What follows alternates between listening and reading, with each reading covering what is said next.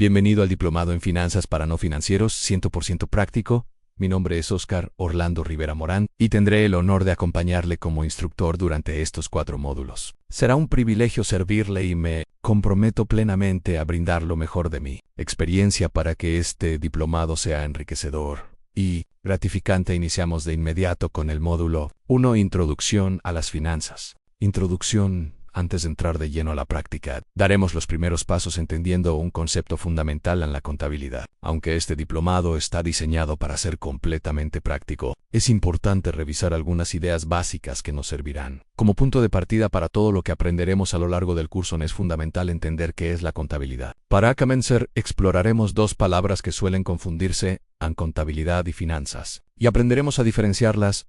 Los libros de texto definen la contabilidad como el arte, la técnica o la ciencia de registrar e informar las transacciones comerciales de una empresa. Cuando decimos que es un arte, estamos reconociendo que el contador es, en cierta forma, un artista. Y un artista, usted lo sabe, es una persona inspirada, apasionada por lo que hace. A mí personalmente, la contabilidad me apasiona desde los 17 años, cuando la aprendí por primera vez. Me gustan los números desde la perspectiva contable y financiera, y aunque tal vez no me considero un artista, recuerdo al escritor salvadoreño Alfredo Espino, que componía poemas a la naturaleza, a los cañaverales, a los ojos de los bueyes y hasta a los nidos. Inspirado en él, un día yo también le escribí un poema a un balance que me cuadraste, y tanto que me costaste. Hasta ahí llegó mi inspiración. No soy poeta como él, pero sí amo la contabilidad. Y si usted es empresario, porque este diplomado está especialmente dirigido a emprendedores, ejecutivos y dueños de negocios, y desea encontrar un buen contador, recuerde algo importante: la palabra buen contador puede ser subjetiva, pero hay una característica infalible que debe buscar: que sea alguien apasionado por su trabajo, alguien a quien realmente le guste lo que hace. Si encuentra a esa persona, probablemente tendrá un buen contador a su lado.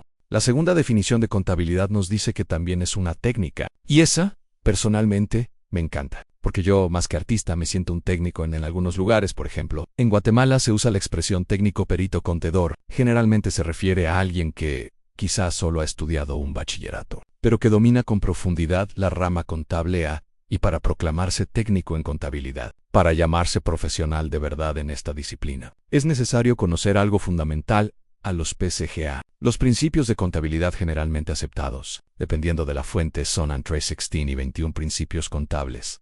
Ahora bien, no se preocupe, no vamos a sentarnos a memorizar principios. Este diplomado no es teoría pesada, es práctica pura. Lo que sí vamos a hacer es aplicarlos hoy mismo.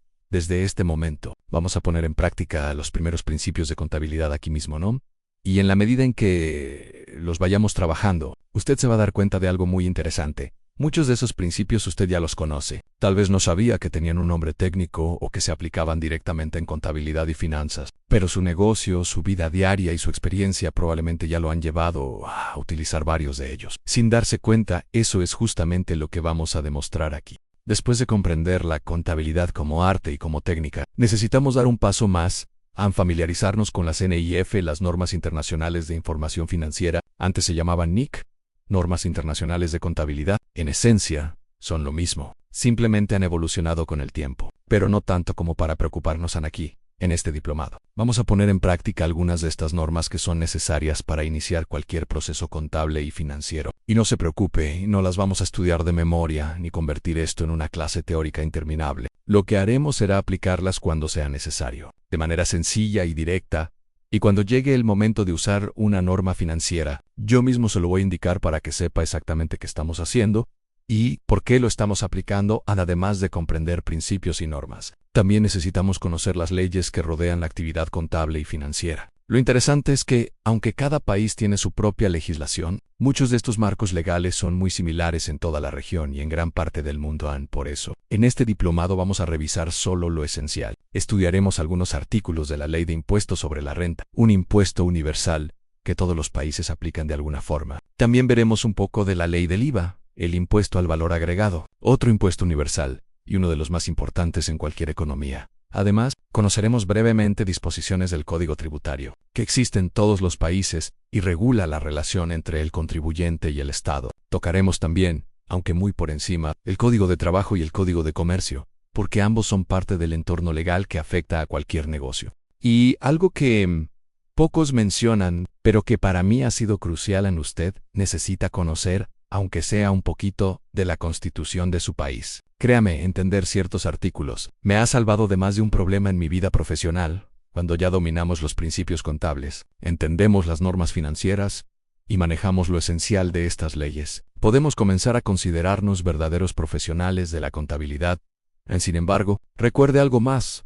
Los libros de texto dicen que la contabilidad también es una ciencia, y eso nos abre la puerta a un nivel más profundo de comprensión que iremos explorando paso a paso en este diplomado NIS. Cuando escuchamos esa palabra ciencia, ya suena un poco más grande, porque al pensar en un científico, inmediatamente se nos viene a la mente alguien como Albert Einstein. Einstein era un genio en matemáticas, en física, y además tenía esa capacidad de abstraerse del mundo, de meterse en sus propios pensamientos y teorías, pero dejando a Einstein a un lado. Pensemos en lo que realmente define a un científico. Es alguien que investiga constantemente, que desarrolla nuevas hipótesis, que establece teorías, que nunca deja de aprender. Es una persona que asiste a cursos, seminarios, simposios, congresos y que además realiza sus propias investigaciones. Y si un contador vive así, estudiando, actualizándose, investigando, cuestionando y profundizando, entonces perfectamente puede convertirse en un científico de la contabilidad.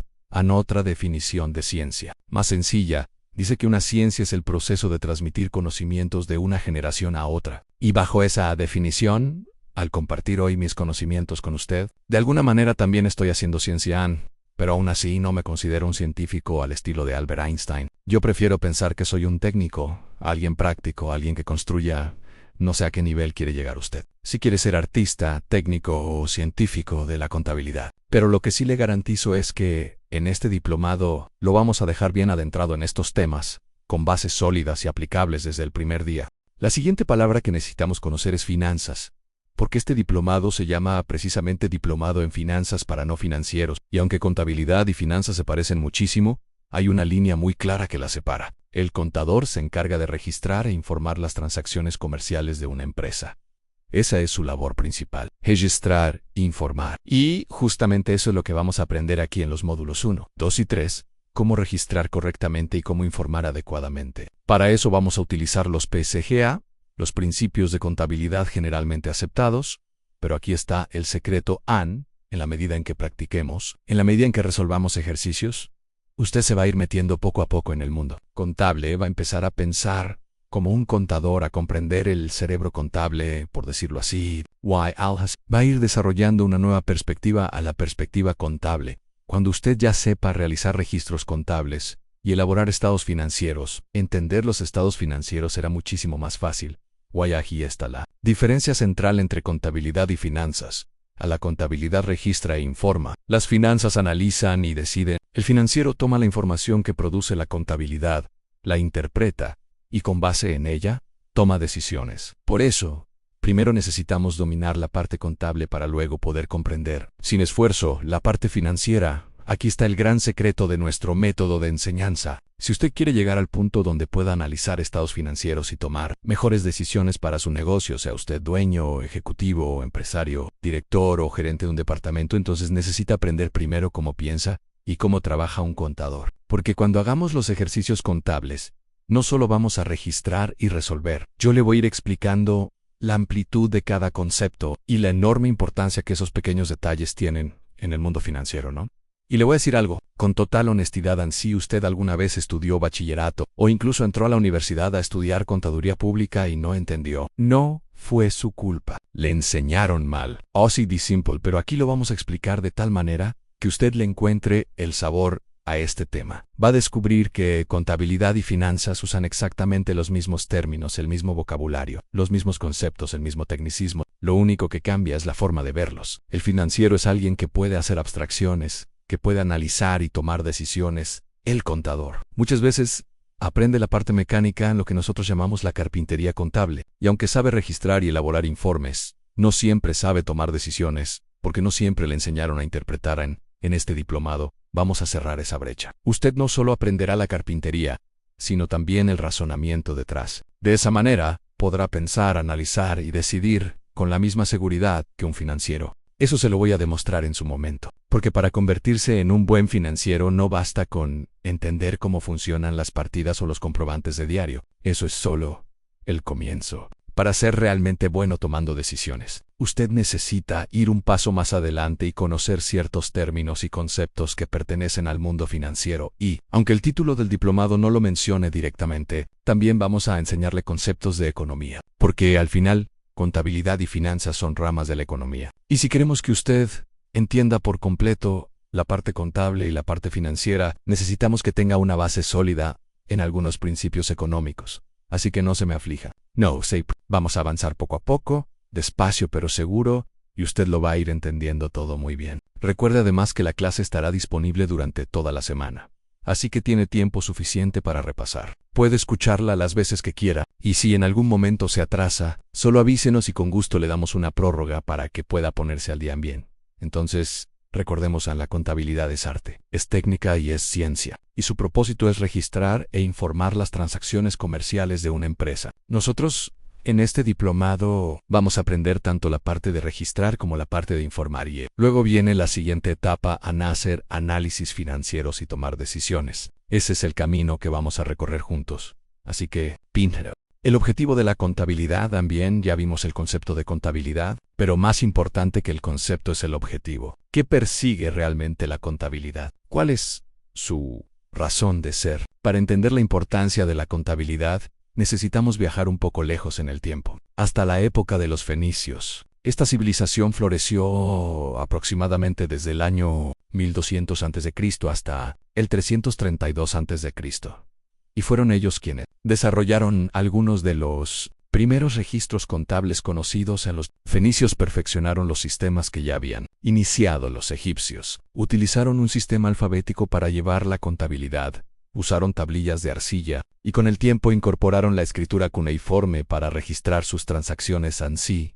Uno se los imagina, como a mí me gusta hacerlo. Eran comerciantes que viajaban por los mares, compraban telas en un país, cargaban la mercancía en sus barcos, navegaban hasta otro lugar donde vendían las telas, compraban especias y luego regresaban a casa. Ni en todo ese ir y venir, necesitaban controlar costos, el alquiler o la compra del barco, el pago de los marineros, la comida, las herramientas, los pertrechos del navío, las velas, el mástil. Todo eso costaba dinero, y era necesario anotarlo para saber cuánto invertían y cuánto podían ganar. También registraban cuánta mercancía llevaban a cada país, qué necesitaban comprar y a qué precio podían vender.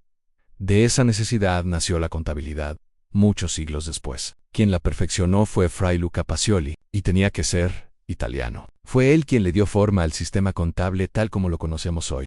¿Para qué sirve la contabilidad? La contabilidad sirve como una herramienta para la toma de decisiones. Y pensemos en algo simple, ¿para qué sirve cualquier herramienta? Pues para facilitar un trabajo, para hacerlo más rápido, más claro y más eficiente. El problema es que, hoy en día, muchas empresas no ven la contabilidad como una herramienta, sino como un estorbo, como un gasto innecesario, como un mal necesario. Y ahí tienen al pobre contador marginado, aislado, solo porque hay que cumplir con la obligación. Y esa mentalidad lleva a creer que la contabilidad no sirve para nada, pero la contabilidad sí sirve, y sirve muchísimo. Lo que pasa es que cuando la información no llega a tiempo, no llega de forma oportuna o no llega completa, el empresario nunca experimenta sus beneficios, no le encuentra la gracia, no ve su verdadero valor. Pero si usted descubre cuál es el propósito real de la contabilidad y aprende a tomar decisiones basándose en datos contables, su vida como empresario cambia por completo. Va a ver cómo podrá hacer análisis financieros con seguridad y cómo sus decisiones mejorarán de manera increíble. Yo se lo garantizo cuando llegue al final de este curso. Usted será capaz de tomar decisiones leyendo sus propios estados financieros. Y en ese momento va a sentir, por primera vez, la verdadera utilidad de la contabilidad y, por supuesto, de las finanzas. Ya le expliqué dónde termina la contabilidad y dónde comienzan las finanzas. Ahora bien, el gran problema es que muchas empresas ven la contabilidad como una simple obligación legal. Y ahí está el error. Porque cuando se mira la contabilidad con un enfoque meramente legal, solo se obtiene un beneficio mínimo, y ese beneficio es tan pequeño que prácticamente se desperdicia todo el gasto. En la contabilidad no nació para ser una carga legal, nació para ser la herramienta estratégica más importante que puede tener cualquier empresa. La contabilidad como obligación legal ahora Le voy a compartir un secreto. Mi secreto para enseñarle contabilidad de una forma que realmente funcione, para poder comprender la parte contable y luego hacer la transición hacia lo financiero. Necesitamos abordar la contabilidad como si fuera una obligación legal. Pero, attention, esto lo vamos a hacer solo como estrategia didáctica, como una herramienta para facilitar el aprendizaje.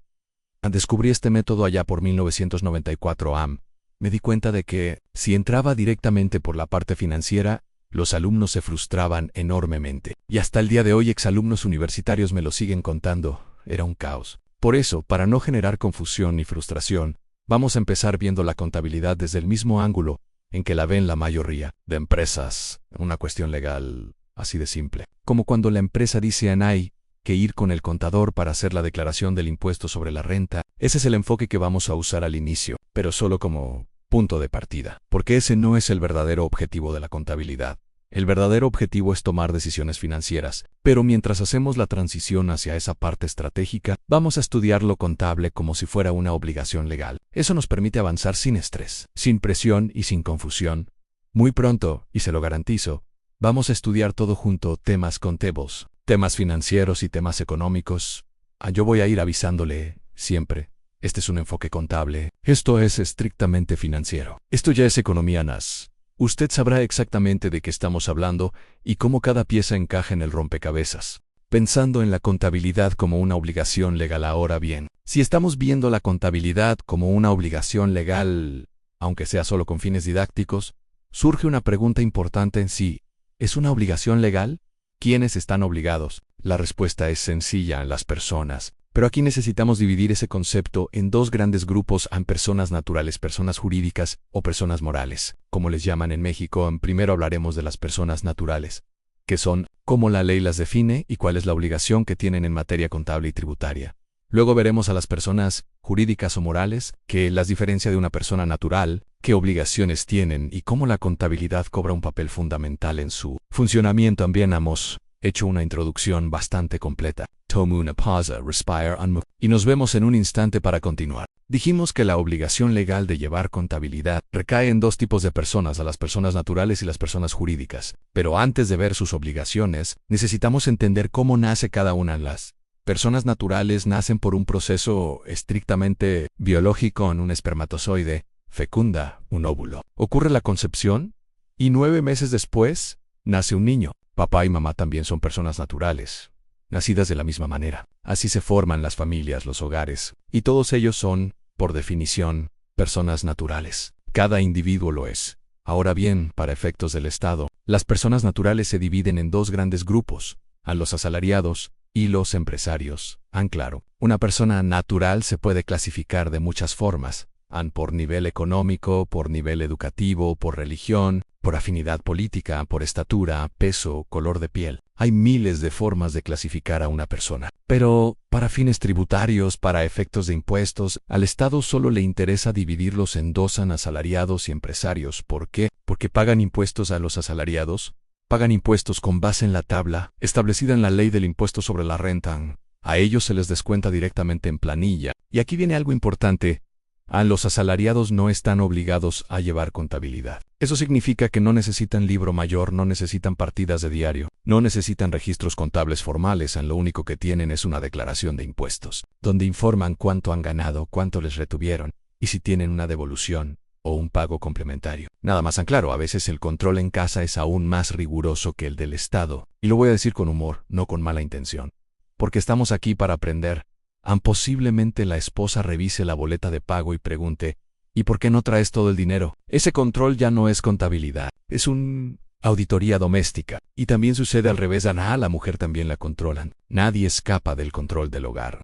Ahora pasemos al segundo grupo, a los empresarios o emprendedores. Dentro de este grupo también encontramos dos tipos de personas: los que pagan impuestos, a los que aún no pagan impuestos. Un emprendedor es esa persona que ha iniciado un pequeño negocio. Es el que vende minuta o granizada, que en otros países puede tener distintos nombres. Ese hielo picado o molido al que se le agrega un jarabe dulce entre estos emprendedores. Algunos llevan contabilidad y otros no. ¿De qué depende? Depende de lo que se conoce como capacidad tributaria.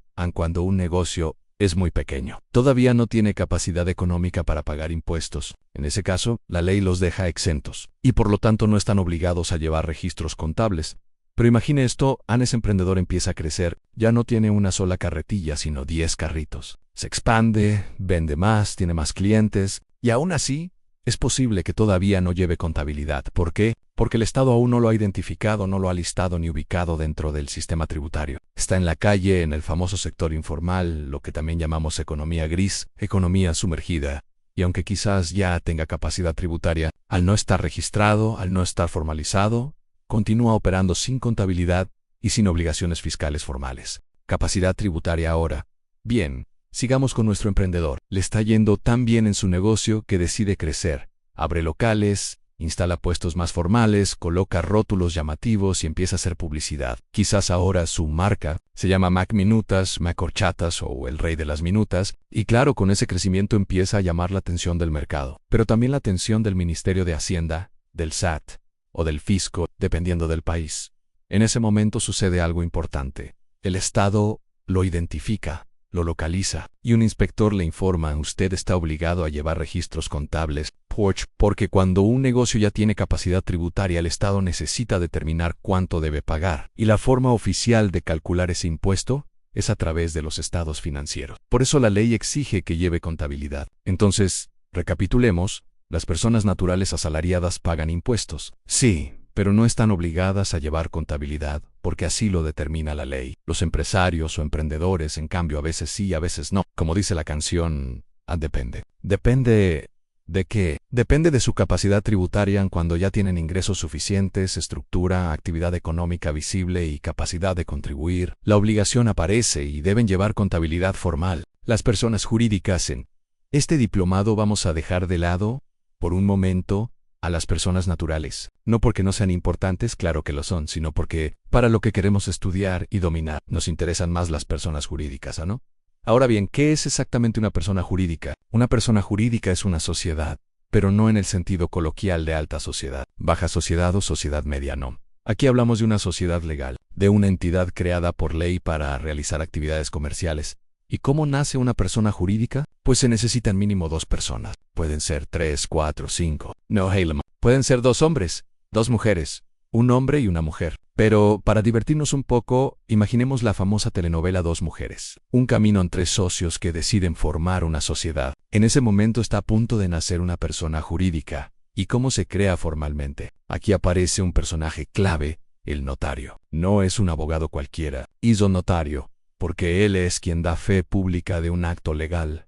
El proceso es así. Los socios visitan a un notario en C, redacta un documento llamado Acta de Constitución, que es básicamente un contrato social. En el notario firma, sella y eleva ese documento a un acto legal.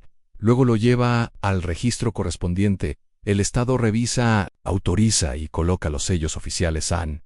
Y finalmente, entregan una copia legalizada. Esa copia es la personería jurídica. ¿Qué es entonces la personería jurídica? Es el documento que da fe de que esa sociedad existe legalmente. Es la acta de nacimiento de esa nueva entidad y aquí ocurre algo curioso y muy interesante en esa nueva persona. La persona jurídica no tiene cuerpo, ni alma, ni espíritu. No la podemos tocar, pero a los ojos de la ley existe. Tiene un nombre propio y lo más importante, tiene derechos y tiene obligaciones.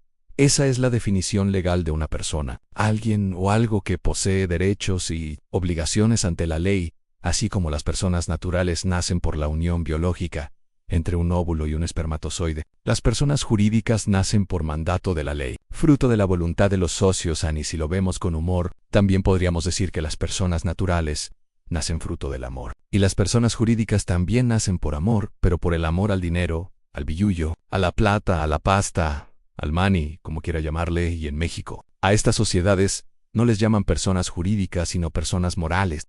Dejando de lado las personas naturales en este diplomado, vamos a construir todo el ejercicio contable tomando como base una persona jurídica. ¿Y por qué lo hacemos así? Porque las personas jurídicas siempre están obligadas a llevar contabilidad. Desde el momento en que nacen hasta el día en que se liquidan, siempre llevan registros contables. Nacen ya con esa obligación AMES.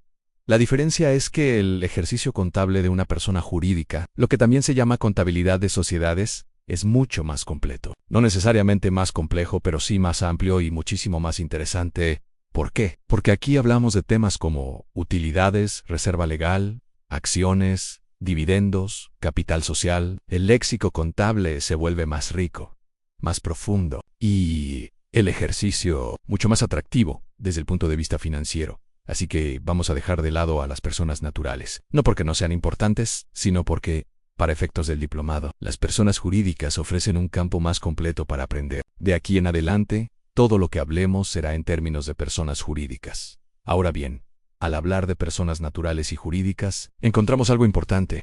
Existen dos tipos de contabilidad. La contabilidad de personas naturales, que son empresarias, es decir, aquellas que sí tienen capacidad tributaria. La contabilidad de personas jurídicas, conocida como contabilidad de sociedades y aunque son dos categorías distintas, el ejercicio contable es casi el mismo porque ambas utilizan la misma ley del impuesto sobre la renta, las mismas leyes tributarias y mercantiles, los mismos principios de contabilidad generalmente aceptados y las mismas normas internacionales de información financiera. Lo que cambia y hace mucho más atractivo el estudio es que las sociedades presentan un entorno más completo y variado. Aquí la diferencia clave es muy sencilla. En una persona natural, empresaria, el propietario es una sola persona y tiene responsabilidad ilimitada. Responde con todo lo que posee. En una persona jurídica no existe un propietario individual. Existen socios, y cada socio responde solo con lo que aportó a la sociedad. Sus bienes personales nunca están en riesgo. En ese simple detalle cambia toda la lógica financiera y jurídica del negocio, y por eso, trabajar con personas jurídicas es tan interesante y tan útil para aprender. Eso es muy importante. Ahora bien, para tomar una decisión sobre cómo organizar una empresa, todavía es muy temprano para hacerlo únicamente pensando en la responsabilidad. Alguien podría decir entonces, mejor evito la responsabilidad ilimitada y escojo la responsabilidad limitada, aporto solo lo que pongo en la sociedad y así no corro tanto riesgo. Pero no funciona así de sencillo. Las sociedades también tienen sus propios desafíos, requisitos legales, obligaciones permanentes y múltiples formalidades. Y si no se cumplen, vienen las sanciones. Esa cantidad de obligaciones termina convirtiéndose, tarde o temprano, en costos adicionales. Por eso no quiero que salga corriendo donde un notario diciendo al licenciado, hágame ya mi persona jurídica, no espere a termine primero este diplomado. Vaya al final con el panorama completo. Decidirá si le conviene más operar como persona natural o como persona jurídica. No tome una decisión todavía, a menos que ya estuviera prácticamente decidido y solo necesitara esta última pieza para aclararlo. Aún así, le anticipo que existen más obligaciones que debe conocer, pero eso pertenece a otro curso, a otro nivel. Así que, por ahora, dejemos definitivamente de lado a las personas naturales y enfoquémonos, de aquí en adelante, en sociedades, en personas jurídicas, que son el corazón de este diplomado. Sociedades de hecho y sociedades de derecho ahora, que ya estamos hablando de sociedades, es decir, de personas jurídicas o morales. Necesitamos comprender que existen dos tipos, fundamentales y sociedades. Las sociedades de hecho, las sociedades de derecho. Las sociedades de hecho son aquellas en las que los socios deciden no constituir una sociedad formalmente. No la legalizan, no la registran, no firman un contrato social, no acuden a un notario. En pocas palabras, funcionan únicamente en base a confianza. Pero no cualquier confianza. Una confianza extrema, nivel máximo de confianza en punto y está bien. Hay negocios que han funcionado así durante años. Solo entre personas que se conocen y confían plenamente unas en otras. Pero aquí hay algo muy importante. No estar legalizados no los exime de pagar impuestos ni de cumplir con ciertas obligaciones legales. Aunque no exista un documento que pruebe formalmente su existencia, eso no significa que estén completamente ocultos. El Estado siempre encuentra la manera de ubicarlos, de cobrarle los impuestos correspondientes y de exigirles ciertas responsabilidades. Sin embargo, como en este diplomado queremos aprender todo el proceso completo de cómo se constituye, se legaliza y se opera una sociedad formalmente, entonces vamos a dejar de lado, por ahora, las sociedades de hecho. Nuestro enfoque será en las sociedades de derecho, aquellas que sí están legalmente constituidas, que cuentan con acta de constitución, personería jurídica y todas las formalidades que la ley exige. Son estas sociedades las que vamos a estudiar, porque nos permiten comprender todo el ciclo contable, financiero y administrativo de una empresa propiamente establecida. Sociedades de derecho ahora. Pasemos a las sociedades de derecho. Si queremos aprender correctamente el proceso contable y financiero, debemos hacerlo basándonos en una sociedad de derecho. ¿Y qué es exactamente una sociedad de derecho? Es una sociedad que cumple con todas las leyes, todos los reglamentos, guías, normativas y requisitos. Todo está en orden. Por eso decimos que está apegada a derecho. Es una sociedad plenamente legalizada para nuestros fines. Nos vamos a enfocar exclusivamente en este tipo de sociedades, porque son las que nos permiten ver el proceso contable completo tal como se aplica en la vida real. ¿Cómo se legaliza una sociedad de derecho? Cuando hablamos de legalizar una sociedad, básicamente existen dos grandes opciones. A. Sociedades de personas. B. Sociedades de capital. Sociedades de personas. Una sociedad de personas es aquella donde sus asociados son personas naturales y todos tienen un valor igual en la toma de decisiones. Aquí cada socio vale un voto. Esa equidad es fundamental. Generalmente, estas sociedades tienen un carácter más gremial. Son grupos de personas que comparten una actividad o pertenecen a la misma institución, a empleados de una dependencia pública, trabajadores de una gran empresa, miembros de un sindicato, asociaciones de tipo profesional o institucional. Se podrían mencionar ejemplos como Asociación de Oficiales de la Fuerza Armada, Cooperativa de Ahorro y Crédito de Empleados del Ministerio del Yocot, del Ministerio de la Pacaya, del Ministerio del Ayote. Y sí, lo digo con humor, porque en nuestros países pareciera que existe un ministerio para cada fruta. Pero bromas aparte, estas sociedades también están obligadas a llevar contabilidad, porque son personas jurídicas. Sin embargo, para efectos de este diplomado, no nos interesan las sociedades de personas. Las dejaremos de lado porque su estructura, aunque válida, no nos ofrece la riqueza contable y financiera que necesitamos para nuestros ejercicios. Pasamos entonces a las sociedades de capital. Así es donde se pone realmente interesante. Las sociedades de capital nos permiten estudiar las acciones, el capital social, los aportes, la reserva legal, los dividendos, la estructura financiera formal, todo lo que necesitamos para aprender contabilidad y finanzas de verdad. Y por eso, para el resto del diplomado, a partir de este punto, nos moveremos de lleno al mundo de las sociedades de capital. Sociedades de capital. Ahora, hablemos de las sociedades de capital. ¿Qué es una sociedad de capital? Es una persona jurídica en la que lo verdaderamente importante no es la persona, sino el aporte que cada socio realiza en forma de capital. Se llama así porque todos los integrantes aportan dinero, y ese aporte constituye el capital de la empresa en este tipo de sociedades. Cada quien vale de acuerdo a lo que aporta. Como dice el dicho, en cuánto tienes, cuánto vales. Aquí no importa cuántas personas son, sino cuántas acciones posee cada una. Por ejemplo, si un socio tiene el 50% de las acciones más una, él tiene la mayoría y técnicamente él manda en la sociedad. Es quien toma las decisiones. Los demás pueden estar o no de acuerdo, pero al final la decisión la determina la mayoría accionaria, no la mayoría de personas. Por eso, en este diplomado, vamos a enfocarnos en este tipo de sociedades, porque son las que mejor nos permiten entender la lógica contable y financiera moderna.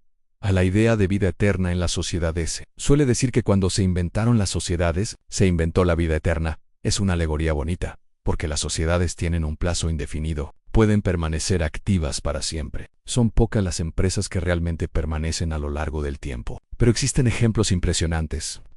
Procter & Gamble, con más de 180 años, en Coca-Cola, que está cerca de cumplir 140 años, y aún así, lo normal es que la mayoría de emprendimientos fracasen en sus primeros 10 años. Por eso estudiar sociedades de capital es tan útil.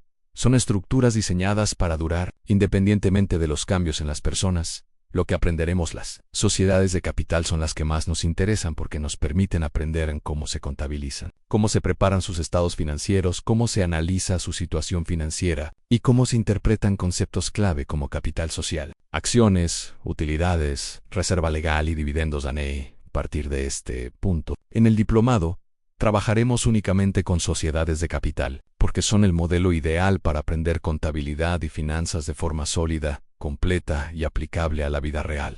Sociedades de capital. Ahora que ya estamos dentro del mundo de las sociedades de capital, necesitamos clasificarlas en dos grandes grupos: sociedades anónimas de capital variable. ¿Qué es una sociedad anónima? Una sociedad anónima es una persona jurídica en la que no aparece públicamente quiénes son los socios. Es como cuando alguien recibe una llamada anónima.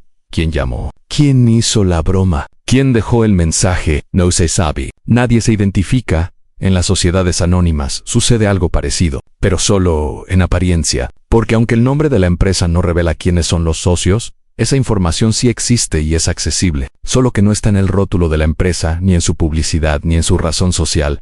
Si uno quiere saber quiénes son los socios, puede ir al registro mercantil y pedir una certificación. Ahí aparecen los fundadores, los socios, sus aportes y cualquier dato relevante. Es información pública, pero no es visible a simple vista.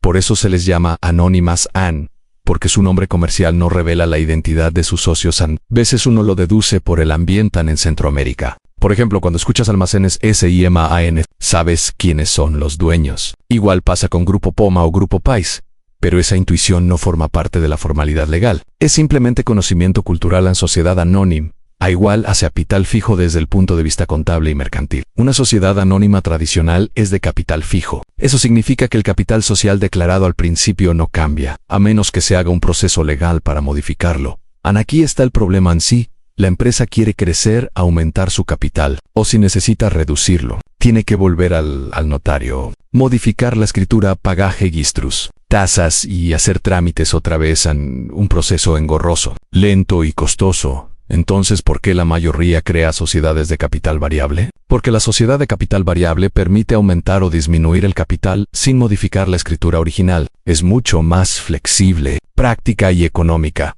Por eso, casi todas las sociedades modernas se constituyen como en sociedad anónima de capital variable, sociedad anónima de sin pinto, excepto en casos muy particulares, por razones estratégicas, patrimoniales o legales, en los que alguien decide operar con capital fijo. Pero esos son casos excepcionales. ¿Por qué nos interesa esto en el diplomado? Porque a partir de este punto, todo lo que haremos en contabilidad, registros, estados financieros y análisis se basa en este tipo de sociedades. Las sociedades de capital variable, porque son más flexibles, más utilizadas, más modernas y representan mejor cómo funciona la empresa real.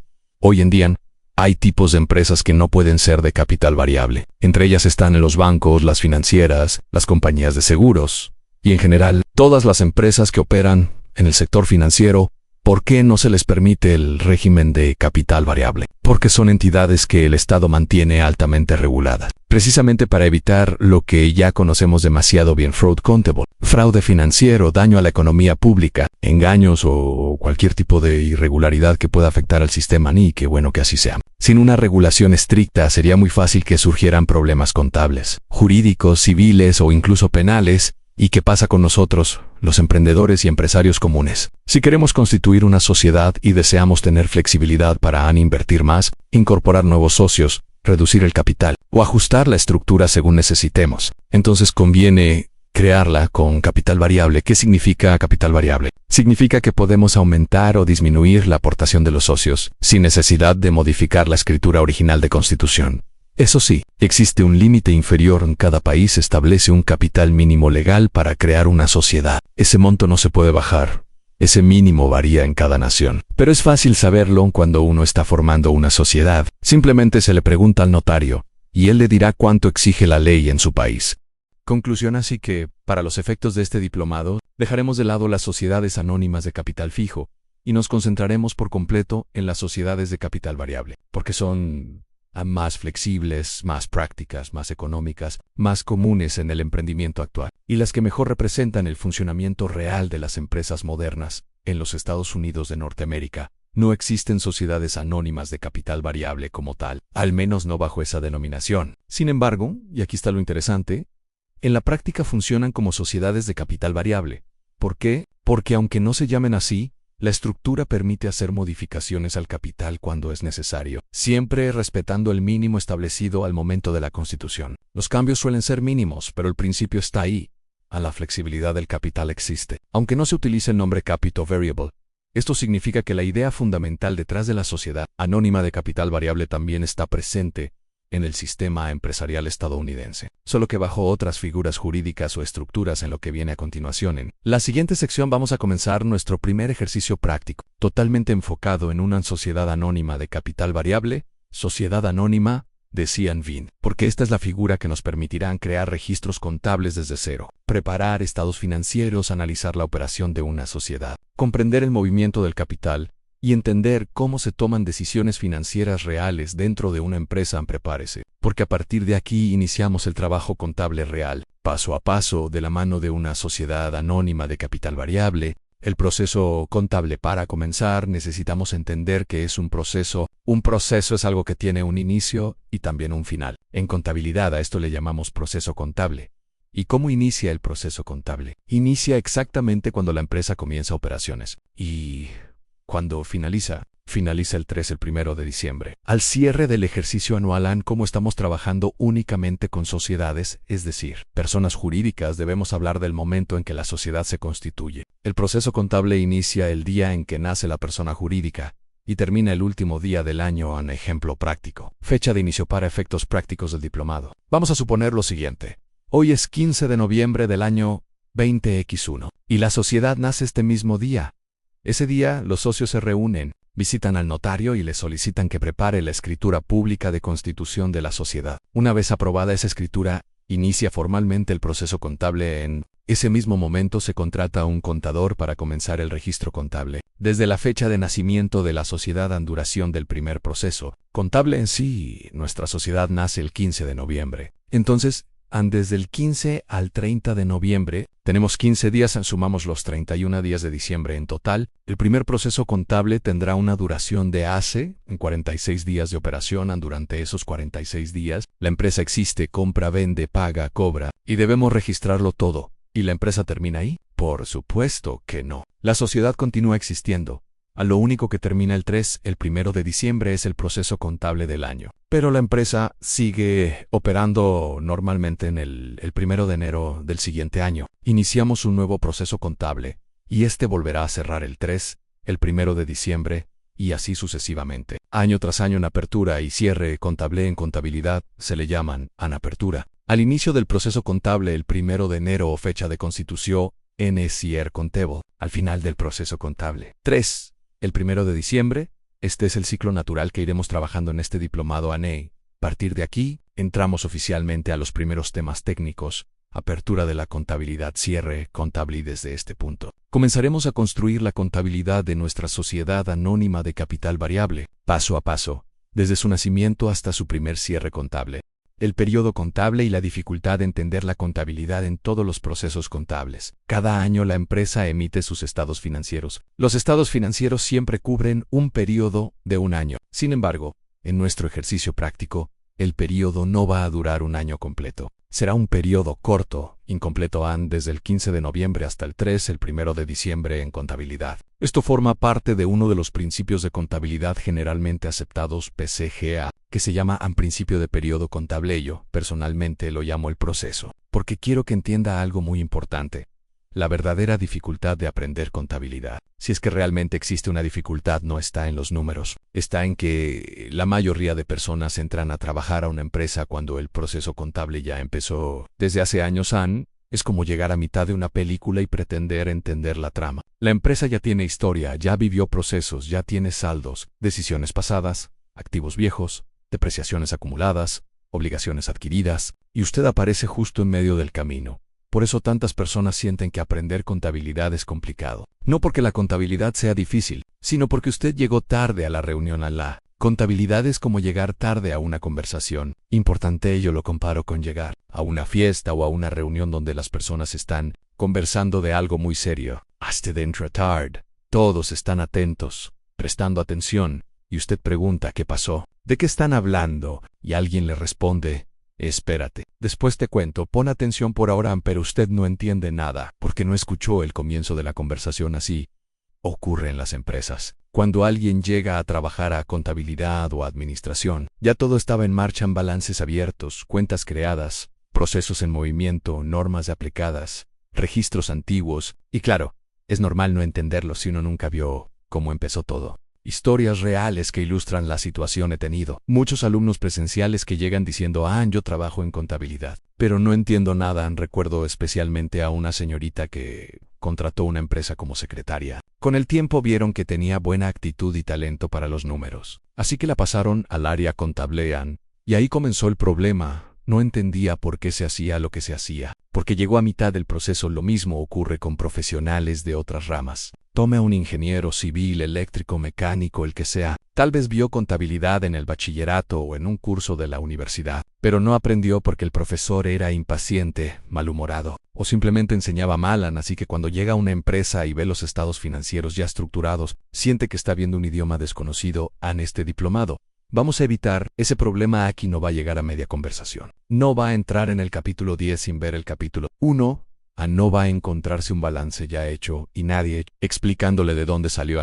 Aquí vamos a hacer algo diferente. Vamos a comenzar desde cero. Usted va a ver nacer la sociedad, va a presenciar el primer registro contable, va a entender cada concepto desde su origen, y cuando uno ve el inicio del proceso, todo lo demás tiene sentido. Ese es el secreto para que la contabilidad deje de ser confusa y se vuelva clara, lógica y hasta agradable. Superando el primer obstáculo en contabilidad, me contaron un caso de una universidad donde había como 120 alumnos en la clase de contabilidad. El profesor entró al salón y dijo: "Sin mayo, era explicación an bueno. De los que están aquí, solo voy a dejar pasar al 20%. El resto ya están aplazados, imagínese usted. ¿Cómo va a aprender contabilidad alguien que comienza con esa sentencia encima? Es obvio por qué tantos estudiantes le agarran miedo a esta materia en otra universidad. Una profesora tenía un ejercicio para resolver, y el caso se llamaba "an cuando le lleven 4. And hand up". Era un mensaje subliminal clarísimo. Ustedes van a repetir este curso 4 veces. Y hasta la cuarta los voy a dejar pasar.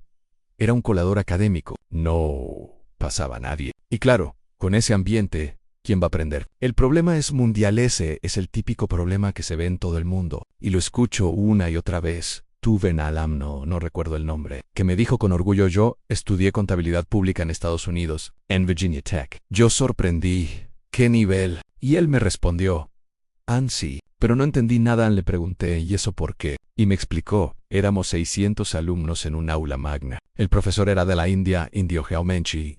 Aunque uno dice hindú, lo correcto es decir indio, porque hindú es la religión. Pues bien, el inglés del profesor era pésimo. Yo no entendí nada en 2 años. Y aquí viene lo mejor. Cuando llegó a mis clases, me dijo: "Mire, Oscar, en 2 domingos he aprendido más que en 2 años de universidad". Yo solo pensé: bien por usted. Y bien por mí también. A los dos nos estaba yendo súper bien, y ahora sí, estamos listos, así que ahora usted entenderá contabilidad. Estamos justo en este momento preciso, incluso diría que emotivo. Un momento especial donde vamos a salvar el primer obstáculo y le digo algo con total sinceridad: han salvado este obstáculo. Ya estamos en camino, A partir de aquí, aprender contabilidad dejará de ser un sufrimiento y se convertirá en algo lógico, ordenado, comprensible, incluso agradable.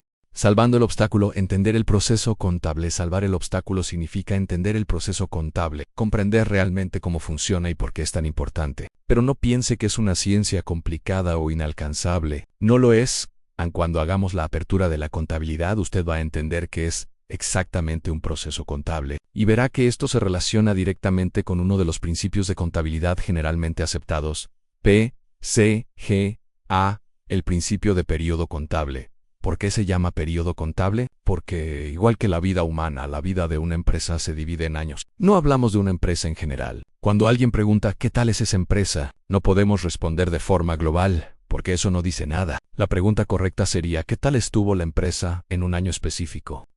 Porque cada año está influenciado por factores económicos, sociales o globales: la inflación, la economía del país, la economía regional, crisis de mercado y, por supuesto, eventos extraordinarios, como la pandemia del COVID-19 o la guerra en Ucrania. Una empresa puede haber tenido un año espectacular y al siguiente un año difícil. Por eso analizamos por años, por periodos, porque cada año tiene su propio contexto económico. Este principio nos permite ubicarnos en el tiempo, entender una línea temporal y analizar lo que realmente pasó en ese periodo. A la diferencia con las personas naturales, aquí aparece una diferencia interesante. Cuando pedimos referencia de una persona, solemos decir: esa persona es honesta, esa persona es mentirosa, esa persona es traicionera, y la etiquetamos para toda la vida, ¿no? Pero la verdad es que una persona puede cambiar. La persona que hoy es honesta, mañana puede dejar de serlo. La persona que hoy es mentirosa, mañana puede mejorar. Pero como ya la etiquetamos, no actualizamos nuestra percepción. Con las empresas no funciona así. No evaluamos a la empresa como algo permanente. Evaluamos sus resultados por año, porque cada año tiene variables distintas.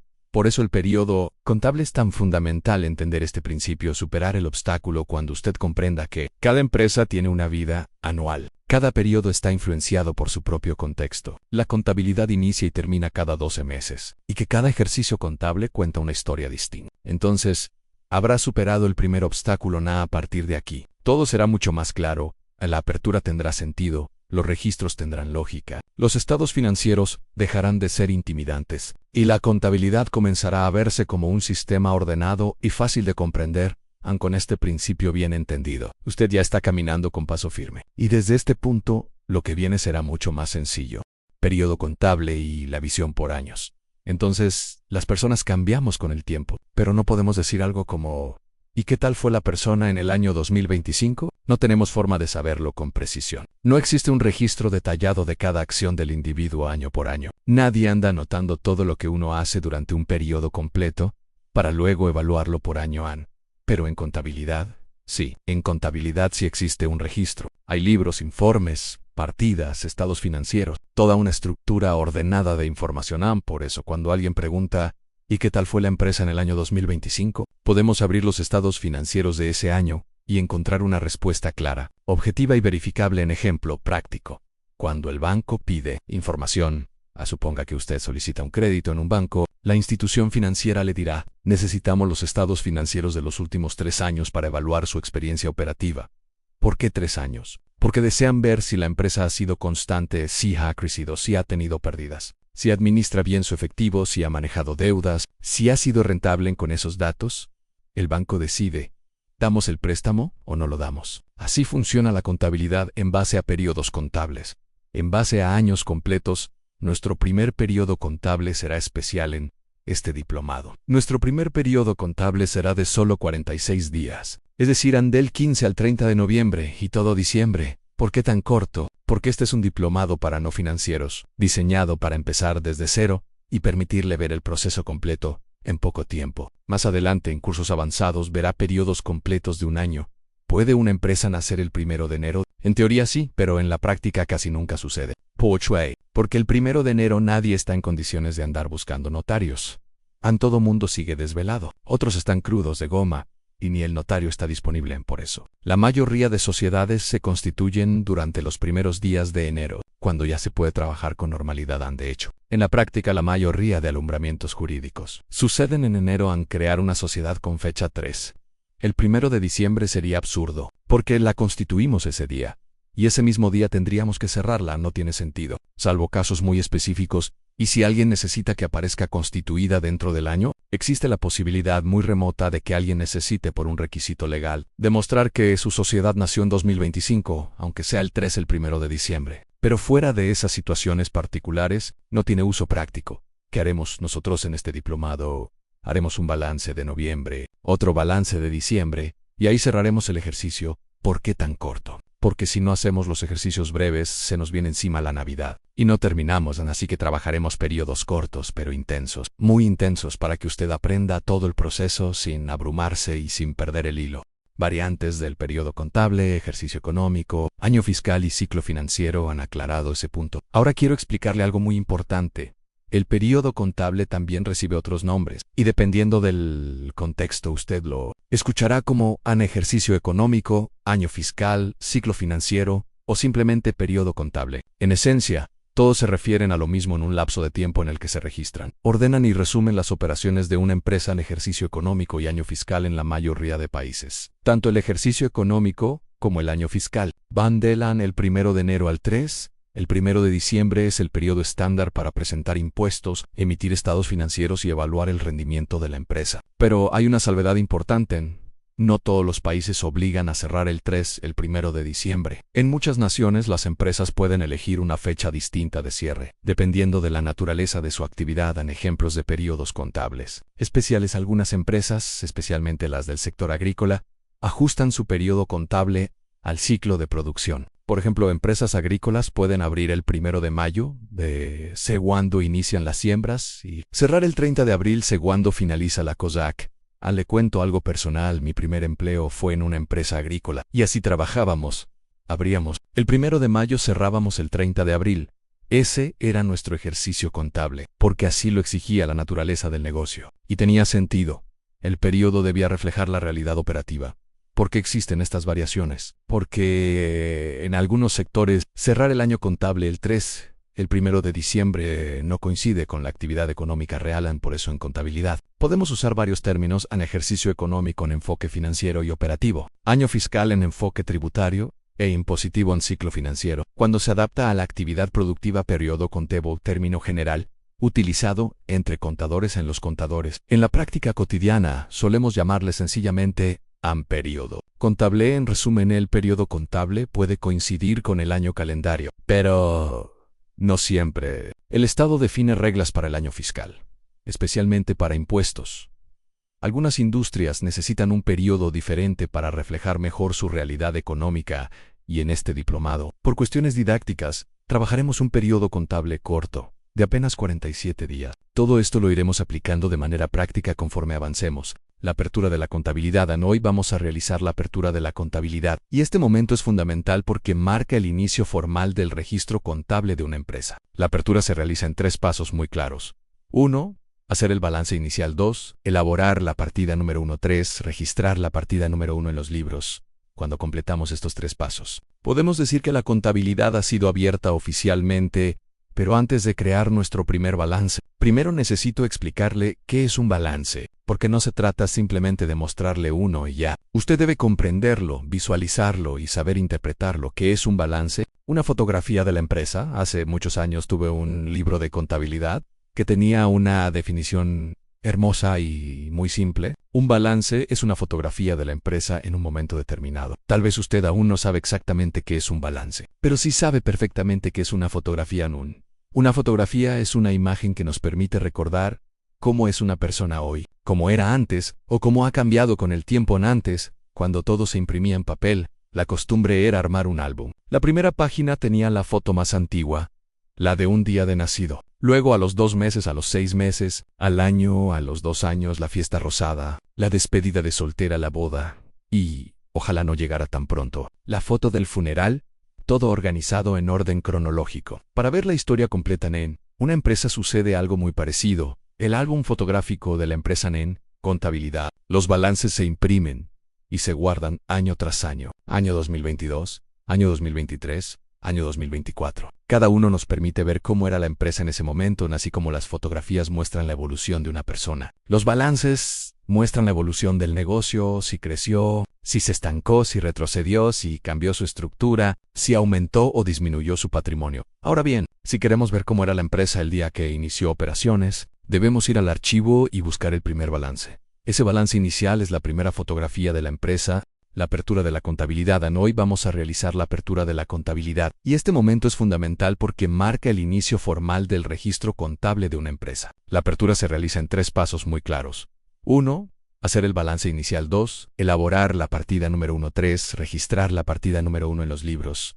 Cuando completamos estos 3 pasos, podemos decir que la contabilidad ha sido abierta oficialmente, pero antes de crear nuestro primer balance, primero necesito explicarle qué es un balance, porque no se trata simplemente de mostrarle uno y ya. Usted debe comprenderlo, visualizarlo y saber interpretarlo. ¿Qué es un balance? Una fotografía de la empresa. Hace muchos años tuve un libro de contabilidad que tenía una definición hermosa y muy simple. Un balance es una fotografía de la empresa en un momento determinado. Tal vez usted aún no sabe exactamente qué es un balance, pero sí sabe perfectamente qué es una fotografía.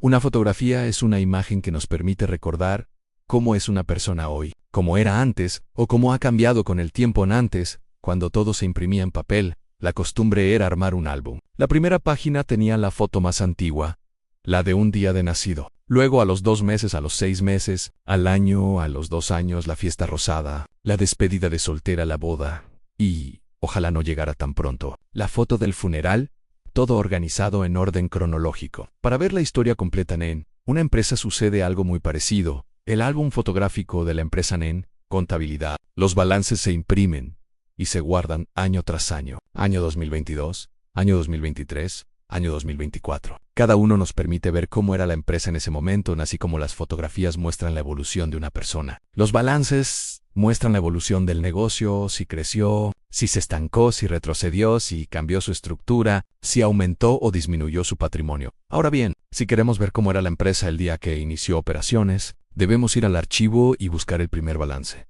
Ese balance inicial es la primera fotografía de la empresa.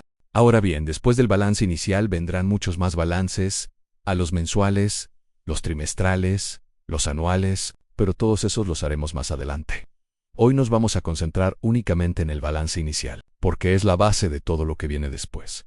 Una vez tengamos ese balance inicial terminado, pasaremos a elaborar la partida número 1, y luego procederemos a registrarla en los libros. Ese es el orden. Pero antes de escribir números, primero debemos comprender qué es un balance. Y como le dije desde el inicio, aquí vamos paso a paso, desde cero. Suponiendo que usted viene sin conocimientos previos por eso nuestro primer balance será ilustrado, no real. Será un balance didáctico, de ejemplo, especialmente diseñado para ayudarle a entender su estructura en la estructura del balance, como el cuerpo humano para entender bien un balance. Me gusta compararlo con el cuerpo humano. Así como una persona tiene cabeza, tronco y extremidades, un balance también tiene tres partes en encabezado cuerpo. De balance es muy parecido en el encabezado del balance. El encabezado normalmente contiene 4 líneas. Fundamentals, nombre de la empresa, nombre del documento, en este caso balance inicial. Fecha en que nace la empresa, para nuestro ejercicio será 15 de noviembre de 20X1, moneda de curso legal. Trabajaremos en dólares estadounidenses, USD. Ese encabezado le dice al lector exactamente qué está viendo, de quién es la información y de qué momento específico. Estamos hablando en el cuerpo del balance, y el cuerpo del balance se divide en dos lados. Estas dos partes representan los dos grandes elementos que deben estar siempre en equilibrio para efectos didácticos. Vamos a explicarlo usando una moneda. ¿Por qué una moneda? Porque una moneda tiene dos caras, y solemos decir en las dos caras de la misma moneda. Así exactamente funciona un balance en dos lados que forman una sola unidad. Ahora bien, también podríamos utilizar una balance a menos, y de hecho muchos libros usan ese ejemplo, pero en este momento no usaremos la balanza. Más adelante sí lo haremos y usaremos la moneda, porque es más fácil de visualizar, más intuitiva y mucho más útil para quien está aprendiendo por primera vez.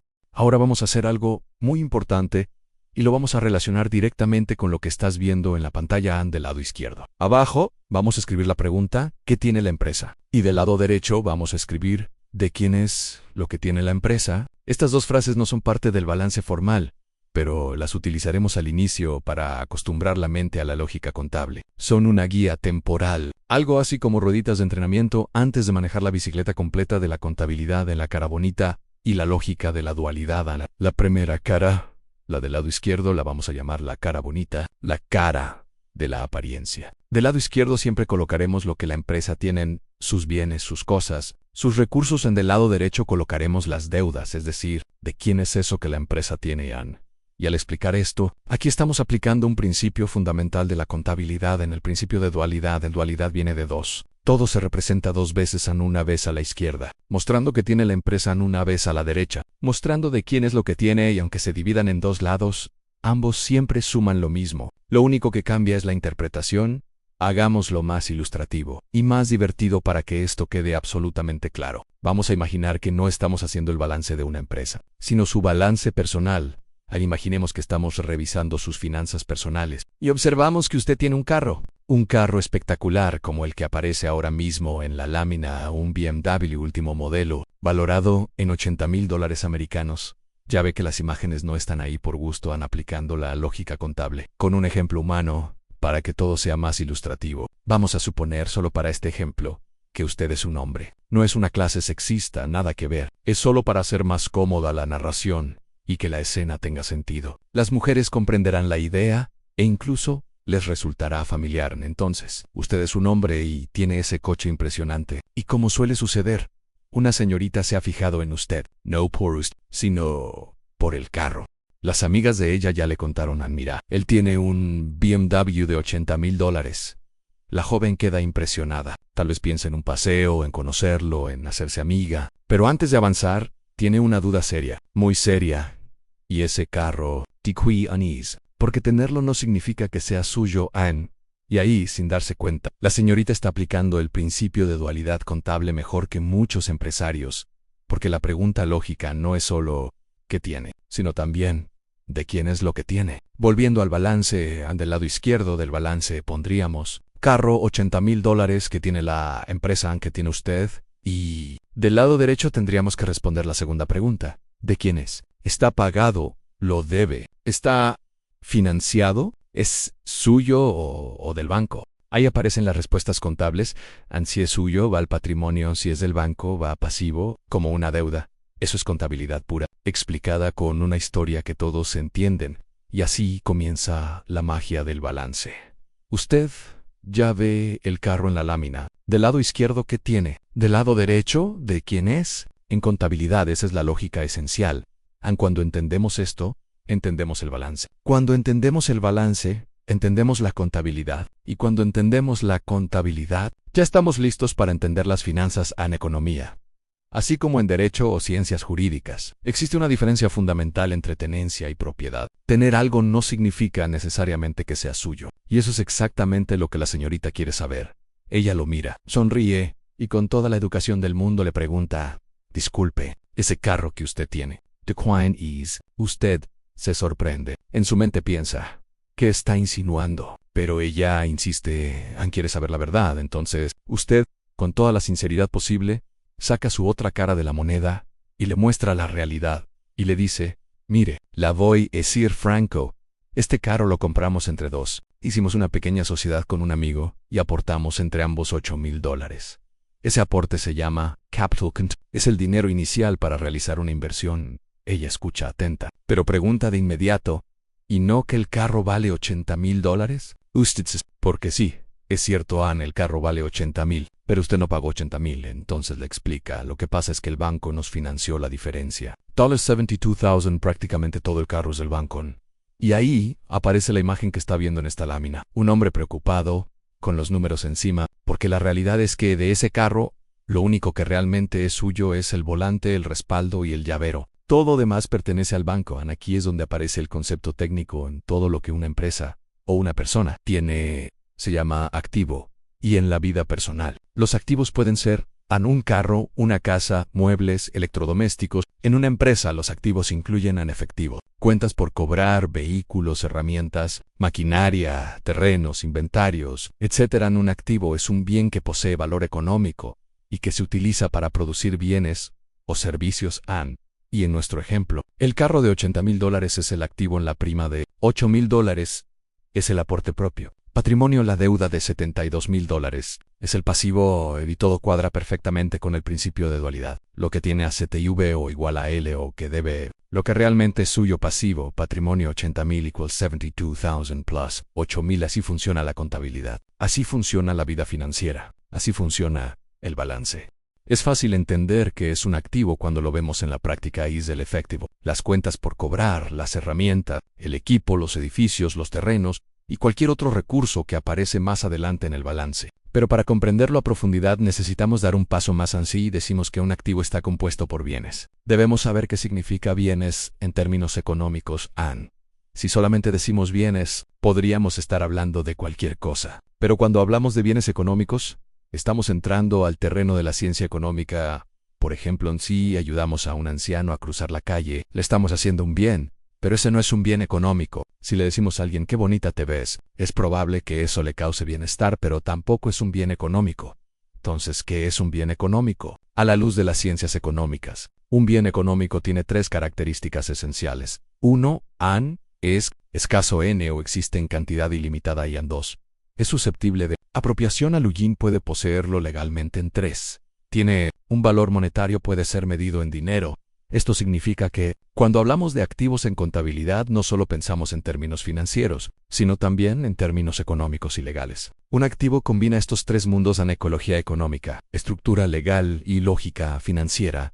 Por eso el concepto es más amplio de lo que parece. Conforme avancemos en el diplomado, iremos desmenuzando el significado de bienes económicos y cómo se clasifican dentro del balance. Por ahora, ya tienes una primera luz clara que te permitirá entender con mayor precisión por qué un carro, un terreno o una máquina no solo valen dinero, sino que son activos en toda la extensión contable del concepto. Retomemos el tema del balance inicial. Ya tenemos una idea más clara de lo que es un activo, pero ahora necesitamos aplicar el principio de dualidad. ¿En qué consiste exactamente? Estamos hablando de un carro valorado en $8,000, $0. Esa es solo una cara de la moneda. Para comprender la dualidad debemos ver la otra cara, lo opuesto. ¿Y qué es lo opuesto del activo? Correcto, en el pasivo. Hagamos aquí una pausa importante. La palabra pasivo no debe asociarse con estar quieto o sin movimiento. Ese es otro tipo de pasividad. En contabilidad, pasivo significa una sola cosa en deuda. Es decir, ¿a quién se le debe? Algunos maestros explican el balance diciendo activo es lo que tiene la empresa y pasivo es lo que debe. Yo hago una pequeña mejora en activo. Es lo que tiene la empresa, y pasivo es de quién es lo que tiene la empresa. Volvamos a nuestro ejemplo. ¿Qué tiene la empresa? Un carro de $8,000, $0. ¿De quién es realmente ese carro? Del socio. pero solo por $800, $0. ¿Y el resto? Del banco han estas dos preguntas. ¿Qué tiene? ¿Y de quién es lo que tiene? Solo las utilizamos al inicio como una herramienta didáctica, igual que las rueditas de una bicicleta cuando un niño está aprendiendo a mantener el equilibrio. Una vez usted domine la lógica contable, esas preguntas ya no serán necesarias y se eliminan. No forman parte del balance formal. Son únicamente un puente para llevarle de lo simple a lo técnico, cuando comprendemos la dualidad, que todo activo tiene su origen en un pasivo o en un capital. Entonces el balance deja de ser un misterio y se convierte en una estructura lógica y totalmente comprensible. Desde aquí el resto del proceso contable fluye con mucha más claridad. Así que activo es lo que tiene la empresa y pasivo es lo que debe. Ahora bien, ¿cuánto debe esta empresa? En este ejemplo, todo lo que tiene, lo debe. ¿A quién se lo debe? A dos entes distintos, a los socios. Por $8,000 al banco. Por $72,000. En este punto quizás usted se pregunte, ¿y cómo es eso que la empresa le debe a los socios? Aquí ya estamos aplicando un tercer principio de contabilidad generalmente aceptado, el principio de entidad. Este principio nos obliga a separar completamente a la sociedad de las personas que la forman. Uno es la empresa, otros son los socios, y el banco es una tercera persona o ente. La contabilidad que estamos organizando no es la contabilidad personal de los socios, es la contabilidad de la Cachada, Sociedad Anónima de Senquinco, que es una entidad distinta y con vida jurídica propia. Por eso, para efectos contables, existen tres personas en uno, a la Cachada. Sociedad Anónima de Sempinto, la empresa 2, a los socios 3.